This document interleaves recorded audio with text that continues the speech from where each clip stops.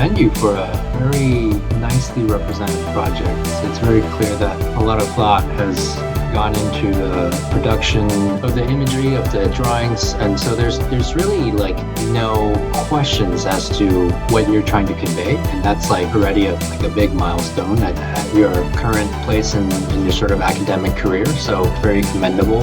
I think there's another sort of connection to the use of terracotta. Like, it's heavily used in Oakland.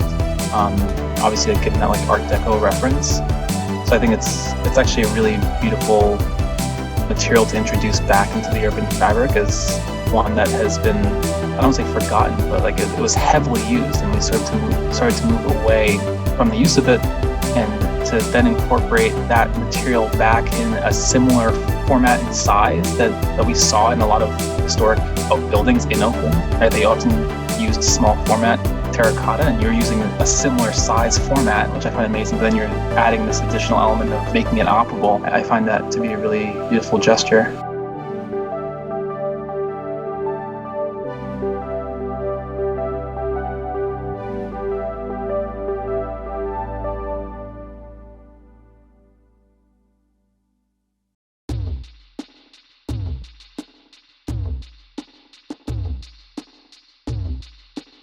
Okay, you can share your screen, please, and we will follow on Miro.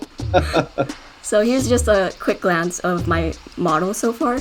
But before I go into my design, I'll go over my urban analytical drawing. So it was really striking to me how you could literally find where the site is by following these three major intersections, and then these three avenues just intersect near the site, and you can see in my diagrams how this sort of informs my massing. So you can think of the angles of this cantilevering staircase as each as inspired by a street that is intersecting at the plaza, which is called Frank H.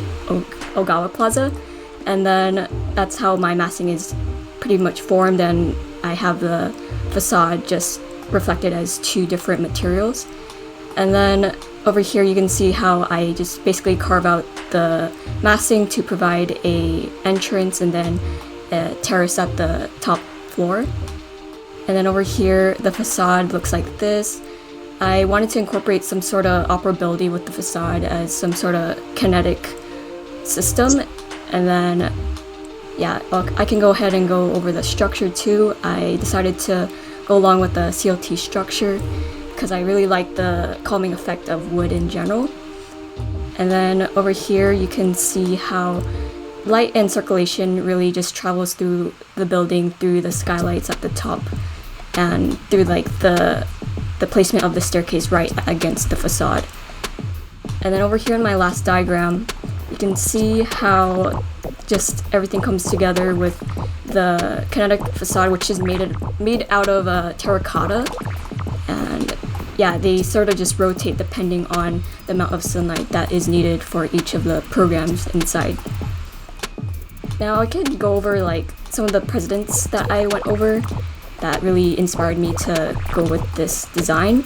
So in the beginning of the semester, I did a president study on La Massana, and I was really inspired by just the idea of shifting forms and how they can provide different sort of experiences within the building. And then for my facade massing studies, I just wanted to find a way to just have two different facade systems that's really reflected in the design, just glass, and then I used this rotating terracotta panels. In the beginning of the semester too, I think Keith remembers this, the way I decided to just organize my floor plan is by first doing a adjacency matrix and deciding which rooms should go together, and then you can just see how they overlap in terms of priorities here. And then hold on, let me let this load.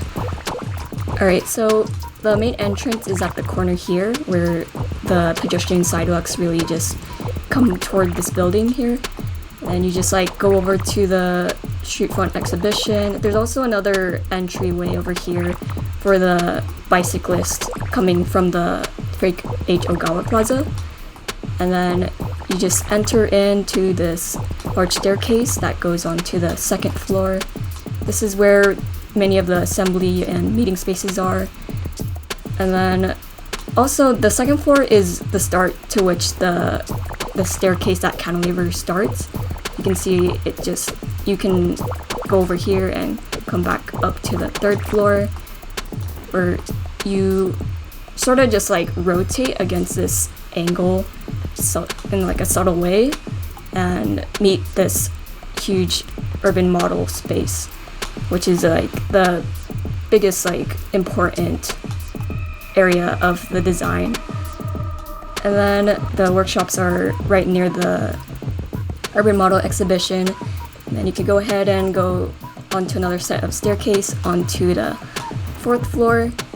And then you can notice how there's this like, this is like a desk, but it's also just like made out of glass. So ideally you could just look down onto the space and see the urban exhibition like a map. And you can see that in my renderings later on. But this is the site plan, and you can see how the staircase sort of just like angles and then goes straight and then angles again, which is really informed by the 3 major avenues that I saw in my site analysis. And then over here, this is a section view right before the entry. And here's another one over here. Like I mentioned before, there's like sort of like a skylight in which light can filter down onto the urban model space. And then over here, the platform in which the urban model sits on is also made out of glass, so light can travel down too. And then over here you can just see the connected terrace on the top floor. Lastly, this is my conceptual cut or expanded cut, where you can see all the facade systems sort of connect together. Over here are my renderings. This is the perspective view. This first one is the first floor, where you are meted at like a social staircase. And then the second floor, this is assembly. And then you can also see how there's this void that is opened that also connects to the urban model exhibition and then also to the research center. And then I have a couple more renderings that are a little tiny over in the side. You can notice like the cantilevering of the staircase, the side profile, and then there's just like a couple more renderings that can aid in helping understand my building a little bit more. And yeah, that's it. Thank you.